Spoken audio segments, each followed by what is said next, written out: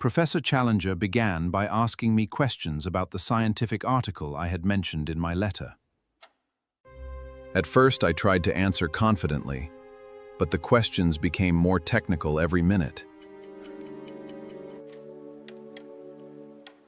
And what do you think of the recent evidence? Very interesting.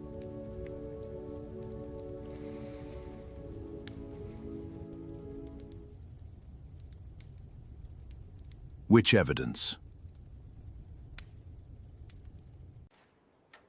I hesitated.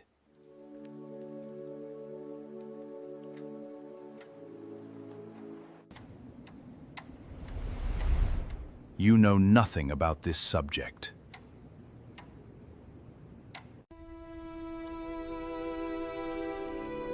There was no point pretending any longer. Very little.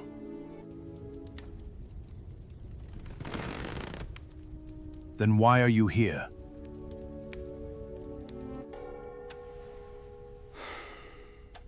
I took a breath. I am a reporter for the Daily Gazette.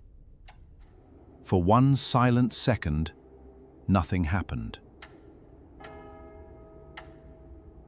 Then Challenger rose from his chair like a storm. A journalist! In my house! He came towards me. I told him firmly not to touch me. He ignored the warning. A moment later, we were struggling in the hallway, crashing into a chair and rolling through the open front door. We landed together on the steps outside. A policeman hurried over. Several neighbors stopped to watch. What happened? My eye was beginning to swell, and Challenger's coat was torn. I could easily have made a complaint. Instead, I remembered that I had entered his house under a false name and had deliberately tricked him. It was partly my fault. I will not press charges. Huh? The policeman looked surprised, but closed his notebook. Challenger stared at me. The anger in his face changed into something almost like respect. Come back inside. I followed him, wondering whether I was brave or simply foolish. Back in the study, Challenger closed the door and became suddenly serious. You behaved better than I would expect from a reporter. Perhaps I will show you something, but you must promise not to publish it without my permission. I gave him my word. He opened a worn sketchbook. 2 years ago, I traveled through the Amazon region to study animal life. In a remote village, I found a dying American named Maple White. He had reached the village alone after terrible hardship. He died before I could question him. Among White's belongings, Challenger had found the sketchbook. Most of the early pages showed ordinary rivers. One picture showed a line of high red cliffs rising above thick forest. The cliffs seemed to form an enormous natural. Another showed a separate rock tower standing near them. On top was a tree. A strange landscape, I said, but hardly impossible. Continue. The next drawing stopped me. It showed a huge animal with a heavy body, long tail, and plates rising along its back. What is that? That is the question.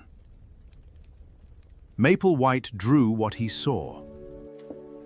He opened a reference book and showed me an illustration of a prehistoric stegosaurus. The similarity was remarkable. A man can draw anything, I said. Of course, which is why I went to find the place myself. Challenger explained that he followed White's route using clues in the sketchbook. After weeks of travel, he found the Red Cliffs. He could not climb onto the high plateau, but he saw extraordinary creatures there. He took photographs.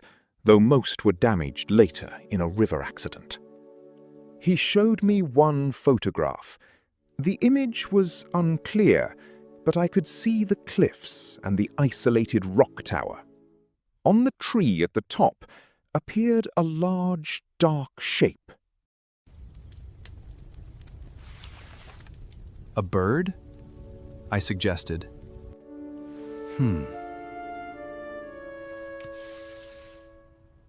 Look more closely.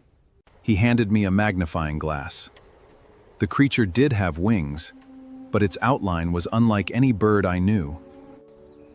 Then Challenger opened a drawer and removed a long, curved bone with a piece of dried membrane attached. This was part of the creature's wing.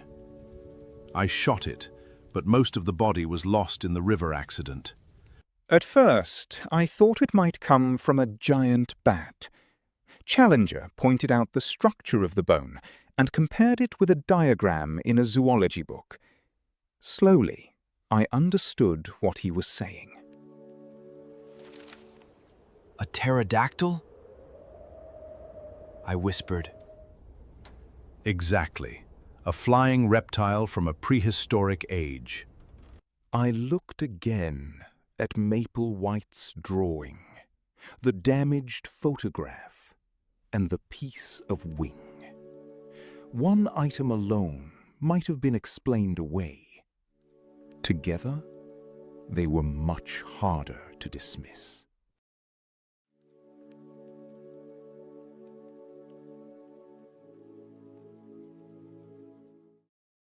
You really believe prehistoric animals are still alive on that plateau? I do not believe. I know. He explained his theory. The plateau had been cut off from the surrounding world for an extremely long time. Its high cliffs formed a natural barrier.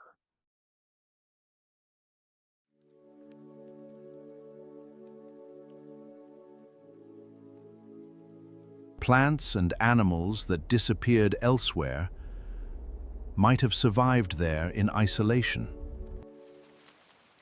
Then why not return with other scientists? I asked. His expression darkened. He had tried to speak publicly after returning to London, but people had accused him of creating false photographs and demanded exact directions. Insulted, he had refused to say more.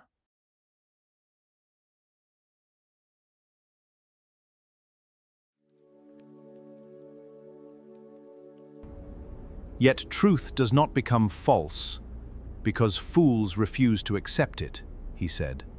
For the first time, I saw more than the rude, explosive man described by the newspapers.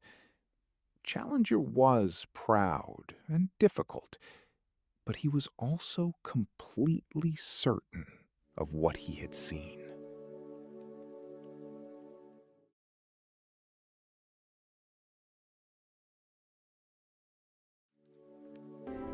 I believed that he believed his story.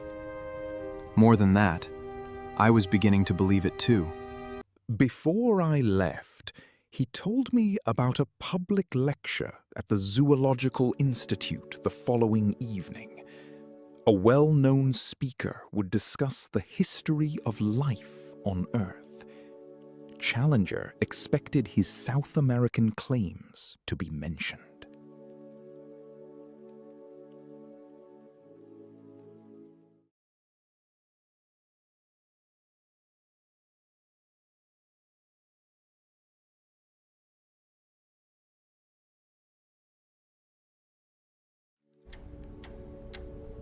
Attend if you wish. You may find the evening educational. As I stepped into the London street, the ordinary traffic seemed suddenly unreal. Somewhere beyond the Atlantic, perhaps, there was a high red wall of rock where creatures from millions of years ago still moved through the forest.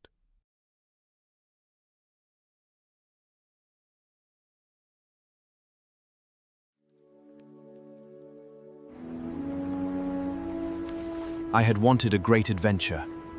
Now I knew where it might begin.